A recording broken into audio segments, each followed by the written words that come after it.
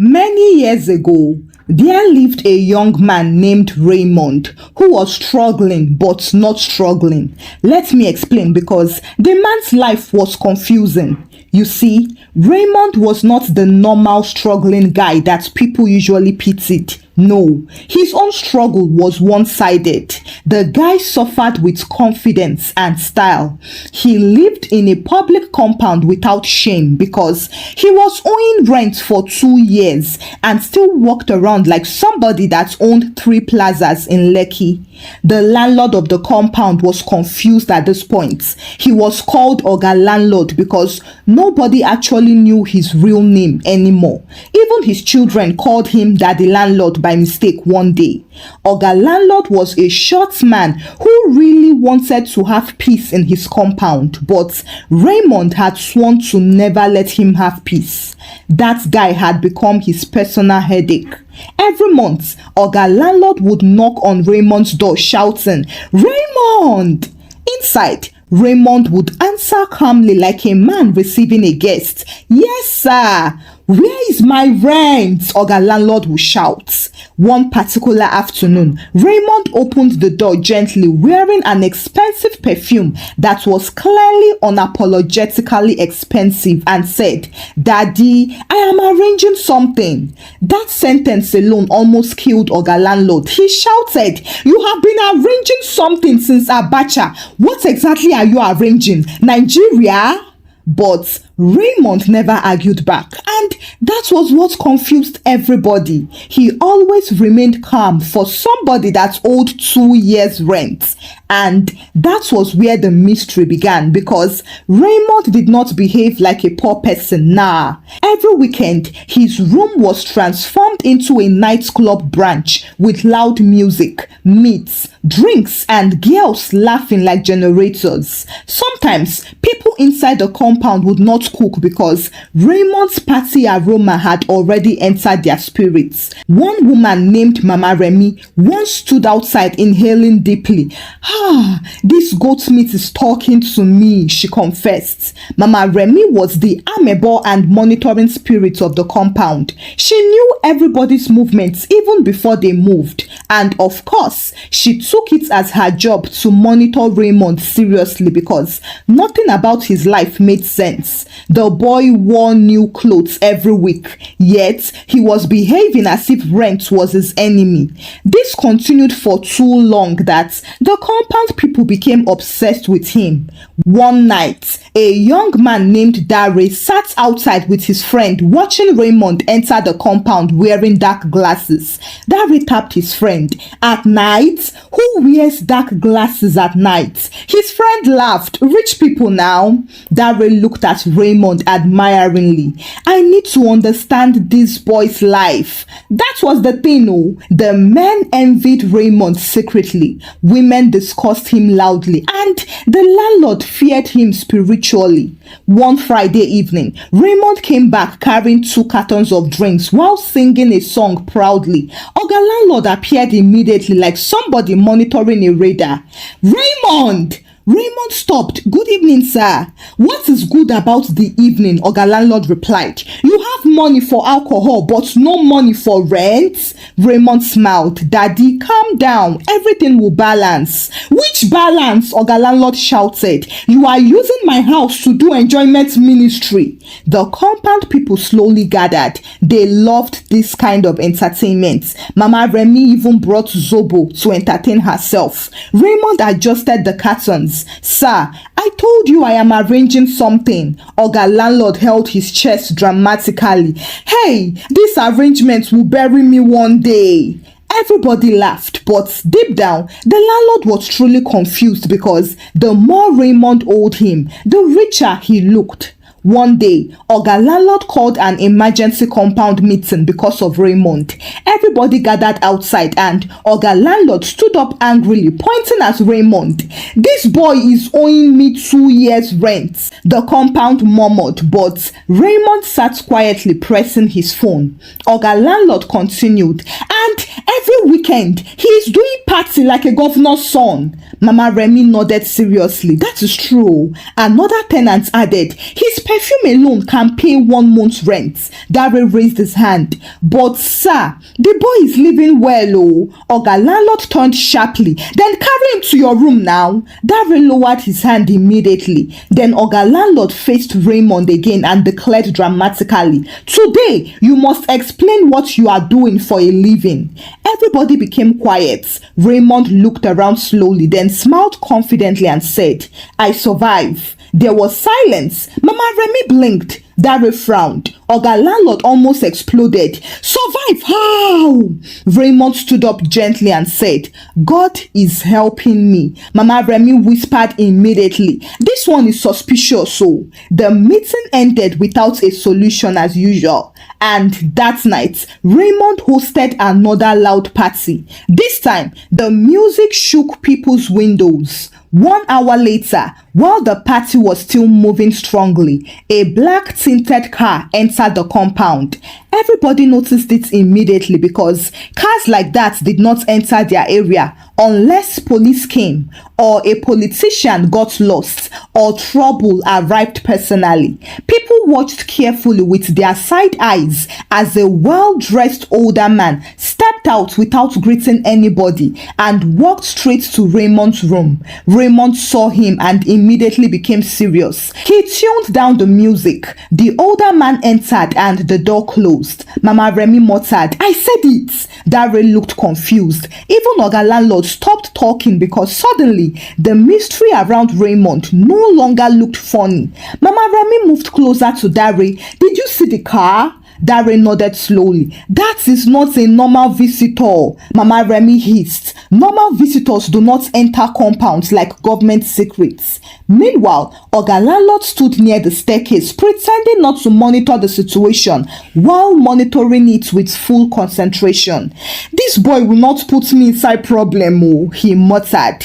Inside Raymond's room, nobody knew what was happening. That was the problem. The older man stayed there for almost 1 hour. Then finally, the door opened. The older man stepped out, still expressionless and still not greeting anybody. As he walked toward the car, Mama Remy quickly bent down and pretended to adjust her slippers. Dare carried an empty bucket and began walking around without purpose. Oga landlord suddenly started checking the electric meter upside down. Everybody was pretending not to look while clearly looking. The man entered the car and drove away. Then, 3 minutes later, music exploded again from Raymond's room, louder than before. People shouted and girls laughed as money was sprayed. That was when the compound people knew something had changed. The next morning confirmed it. Raymond upgraded immediately. Not small upgrade though. This one was a serious upgrade. First, a brand new big television arrived. Not a small television you could carry with one hand though. This one needed 2 men to carry it. The delivery boy struggled through the corridor while the compound people watched openly. Mama Remy nearly followed them into the room. She whispered, Dare, this television is bigger than the landlord's destiny. Dare nodded. This boy has entered another level. Then new speakers came, then expensive shoes and then fresh perfumes. One morning, Raymond even wore a white senator outfit with gold wristwatch that nearly blinded one child under sunlight. Oga landlord almost fainted. The man stood outside his room watching Raymond spray perfume on himself confidently. He called, Raymond. Yes, sir, Raymond replied calmly. You still owe me rent, Oga landlord said. Raymond smiled. I have not forgotten, sir. That answer nearly killed the landlord emotionally. He shouted, you have not forgotten? Then why are you dressing like a Dubai ambassador? Raymond adjusted his sleeve peacefully. Everything takes process, sir. Oga Landlord held his chest dramatically. However, the more suspicious Raymond became, the more fascinating he looked to Dare. Dare had started admiring the lifestyle too much, and he even began following Raymond around small, not physically, spiritually. If Raymond bought a new shoe, Dare noticed. If Raymond entered a car, Dare monitored the car plate number. One evening, he finally gathered courage and said, "Bro Raymond." Raymond looked up from his phone. "Yes?" Dare sat closer. "What exactly do you do?" Raymond smiled and replied again, "I survive." Dare frowned. "No, like seriously now?" Raymond leaned back and said, "My brother, Lagos is deep." That answer entered Dare's head and refused to leave. Meanwhile, the women in the compound had formed a full investigation committee. Mama Remy led the group naturally. One woman said Raymond was doing internet fraud. Another insisted he was dating rich women abroad. One woman whispered that she heard ritual rumors about him. Then Auntie Bosse, the holiness woman of the compound, entered the discussion. "I have been saying it now, the spirit around that boy is not stable." Nobody understood what that meant, but everybody nodded seriously. The tension increased daily. Then one afternoon, Oga Landlord finally snapped. He marched straight to the meter area and disconnected Raymond's electricity publicly. He shouted, "Today, enough is enough." The compound gathered immediately. Raymond came out calmly and said, "Oga Landlord, why now?" The landlord exploded. "Me, why now? You are asking me why now after 2 years?" Raymond sighed. "This embarrassment is unnecessary." "Very good," Oga Landlord shouted. "You need to be embarrassed." The compound people nodded. For once, the landlord looked victorious, but that victory lasted exactly 30 minutes because suddenly a white hilux entered the compound. Everybody turned and a man wearing a reflective jacket stepped down, carrying a toolbox confidently. He asked, "Who disconnected this meter?" Oga Landlord stepped forward cautiously. "I did." The technician looked at a paper in his hand. "That is wrong because complete payment has been made." Mama Remy blinked rapidly. Dare opened his mouth in shock. Even Oga Landlord lost his balance small.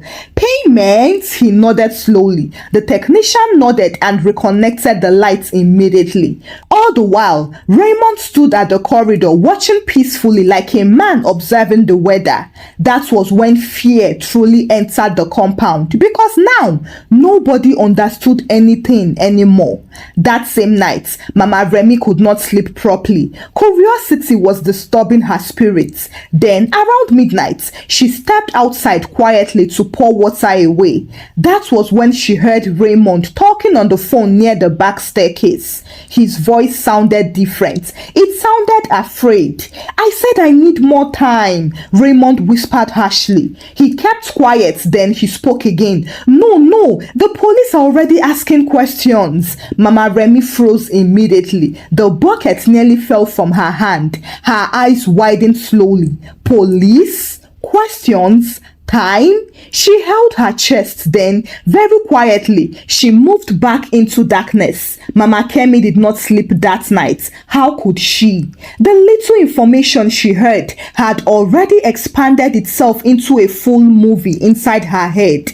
Before morning reached properly, she had already imagined police chasing Raymond through the gutters, EFCC breaking their doors, ritual money hidden inside the ceiling, handcuffs and helicopters, even though helicopters had nothing to do with their compound. By 6 a.m., she was already outside sweeping aggressively while waiting for human beings to wake up so that she could release the information that was pressing her chest. The first victim was Auntie Bosse. Mama Remy started, "Auntie Bosse, there is problem." Auntie Bosse immediately became interested. "I knew it." Mama Remy moved closer. "Yesterday night, I heard him with my own ears." "Who?" "Raymond." Auntie Bosse gasped loudly. "Yepa." He said police are asking questions, Mama Remy continued. Auntie Bosse held her mouth immediately, and within 30 minutes, the information had traveled round the compound like an election result. By 8 a.m., even children were discussing it. One small boy asked another, if police come, will they carry our television too? The other boy nodded confidently, yes now, everything. Meanwhile, Raymond came out that morning looking fresh as usual, completely unaware that he had become a community project. He wore white sneakers, expensive perfume, black glasses, and then stretched calmly in front of his door. The compound people watched him like villagers watching a suspicious goat. Dare approached him. Bro, yes, Raymond replied. Dare lowered his voice and asked, are you okay? Raymond frowned slightly. Why would I not be okay? Dare hesitated. This was the problem with gossip. No matter how compelling it was, it could land you in trouble because it was unverified. He quickly said nothing. Raymond narrowed his eyes slightly but said nothing. Later that evening, another party started. This one looked expensive with more drinks, more people, and louder music. Different girls entered wearing perfume that announced itself before their bodies entered the gates, while the boys entered forming unnecessary maturity. Oga Landlord stood upstairs, watching the entire thing like a suffering prophet. This boy will destroy me, he muttered. Mama Remy stood beside him. Or police will destroy all of us together, she whispered. That statement weakened the landlord immediately. For the first time, fear entered him properly. What if police really come here? He asked. Mama Remy sighed. That is what I've been saying now. Meanwhile, downstairs, Raymond behaved normally, laughing and greeting people, spraying perfume every 30 minutes like a sponsored ambassador. Then, around 11 p.m., the unexpected happened. 2 police vehicles suddenly entered the compound and the music died. Everybody froze. The police officers came down quickly with serious faces and torchlights. One officer shouted, "Everybody stay where you are." Chaos wanted to start, but fear held it down temporarily. Then, the officers walked straight toward Raymond's room and the compound nearly fainted collectively. Mama Remy grabbed Oga Landlord's arm immediately. I said it. Oga Landlord's legs became weak. My property. Meanwhile, Raymond stood frozen for the first time since anybody knew him. His confidence was gone. He looked really afraid. As the police entered his room, his guests started disappearing mysteriously. One girl jumped the fence with one shoe. One man hid behind the water tank. Somebody squeezed himself inside the unfinished bathroom, while Dare stood rooted to one spot like a tree. Then, something shocking happened. The police did not arrest Raymond immediately. Instead, they started asking questions. Where is he? Raymond blinked. Who? The man that comes here, the officer snapped. Mama Remy's eyes widened. Oga Landlord stopped blinking. Even Auntie Bosse whispered, Holy Ghost fire. Raymond shook his head nervously. I don't know what you mean. The officer moved closer. You know exactly what we mean. At that exact moment, a black tinted car entered the compound again. Everybody turned immediately. It was the same car. The same dangerous looking older man stepped out calmly, but this time the police saw him. That is him, one officer shouted. The compound exploded into confusion as the police rushed forward immediately. The older man tried to turn back toward the car, but some officers surrounded him quickly. People screamed. One woman sat down on the floor crying as if it were her husband, but strangely, the older man remained calm even while being held. Then one officer shouted, "Search everywhere!" The police entered Raymond's room fully now and ransacked everywhere. They lifted the mattress, opened the bags and cupboards. The compound people watched with full concentration. Then suddenly, one officer shouted from inside, "Sir!" Everybody froze again. The officer emerged carrying one black travel bag. The bag was very heavy. He dropped it on the ground, opened it, and silence entered the compound completely. That bag had huge bundles of cash. Real money. Mama Remy sat down immediately. Oga landlord held the wall. Dare's mouth refused to close. One small boy whispered, "Is this CBN?" Raymond closed his eyes briefly. Nobody spoke for a few seconds. The compound stood still like a photograph. Even the police officers paused slightly because the amount of money inside that bag did not look normal. This was the kind of money that could change 6 families' destinies immediately. Mama Remy held her chest dramatically. "I knew it." Oga landlord almost sat on the floor. "My house? Hey, inside my own house?" One officer turned sharply toward Raymond and demanded, "What is this?" Raymond opened his mouth and closed it. Then he opened it and said, It is not my money." The compound people almost shouted together, "Not your money, then whose own was it?"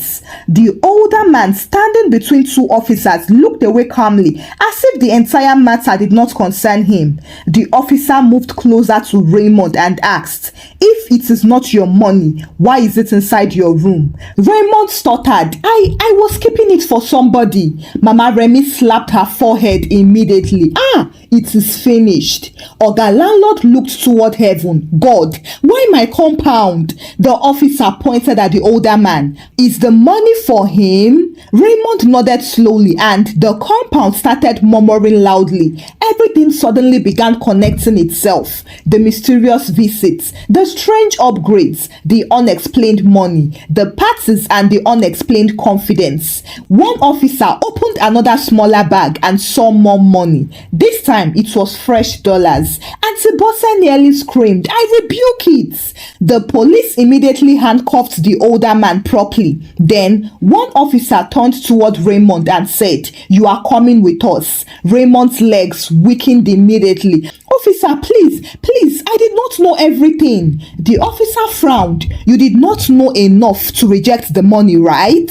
There was silence. That one entered deeply. Dare watched everything with a shaking heart because for the longest he had been admiring Raymond's lifestyle seriously. Now, this same lifestyle was standing under the police torchlights. One of the guests quietly tried to sneak out through the back, but a police officer pointed immediately. "You, come back!" The boy returned instantly like a remote-controlled toy. There was chaos everywhere. One woman started deleting party pictures from her phone immediately, while another one whispered, "I only came for birthday, oh." But nobody believed anybody anymore. Meanwhile, Raymond stood there quietly ashamed. Then Oga landlord stepped forward slowly and said, "Raymond." Raymond looked up. The landlord's voice carried disappointment.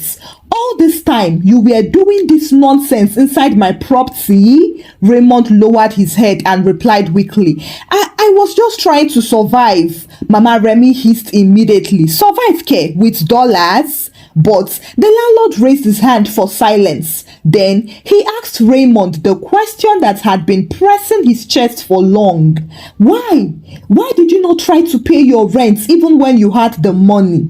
Raymond sat down slowly on the floor as strength left his body. Then finally, he started confessing. "I thought paying rent was invisible. Nobody would know or respect me for that. It wouldn't give me public satisfaction the way the parties and packaging would. Public status was important for me because I lost my job 2 years ago. Things became hard while everybody around me was moving forward. Social media was showing enjoyment every day, and my friends were traveling, buying cars, posting their success online. But me, nothing. I did not want to look like a failure forever." Nobody interrupted him. Even Mama Remy listened quietly now. Raymond continued. I met this man through somebody. At first, I didn't know he was into money laundering. We started with small errands. Then he started keeping things in my room temporarily. After that, money started coming. The officers folded his arms. And you didn't think it was wrong? Raymond muttered. I knew, but the money was solving problems too fast. I was using it to package myself. Dare lowered his eyes immediately because secretly he too had wanted that kind of life. Raymond continued. The more people admired me, the harder it became to stop. But the funny thing is, I was still afraid every day. Now, that one shocked the compound people because they thought enjoyment removed fear. They did not know that some lifestyles were built completely on panic. One police officer shook his head. Look at you. You wanted to look rich before becoming rich. Raymond looked down. The older man was finally pushed into the vehicle. Then the officers signaled Raymond to stand. As they began leading him away, Mama Remy suddenly felt pity for him. Not full pity, just small human pity because the boy being led away no longer looked like the mysterious big boy they knew. This one looked lost. Before entering the vehicle, Raymond turned once and looked at the compound. The same compound where people envied him, where everybody wanted to become like him. Now, nobody wanted his life anymore. As the police vehicles left the compound, everyone stood still. That night, nobody slept early because discussions went on in different rooms. One man said, "This get rich quick pressure is dangerous." So another person replied, "Very dangerous." But Mama Remy sat quietly for once in her life because she was tired of gossip at this point. For weeks, the compound remained quiet as there were no more parties or mysterious visitors. Raymond's room stayed locked. Then one afternoon, after some investigations and legal arrangements, Raymond returned quietly. The compound people watched him from afar. He wore a simple shirt and looked smaller somehow. Oga landlord called him aside. For a moment, Raymond could not even raise his eyes properly. Then the landlord spoke. Addiction is a bad thing, oh.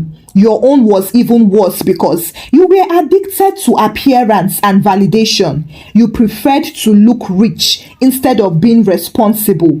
Don't you know that irresponsibility is even shameful than poverty? Look at where it landed you. Use your tongue to count your teeth. Raymond nodded slowly without a word because he finally understood.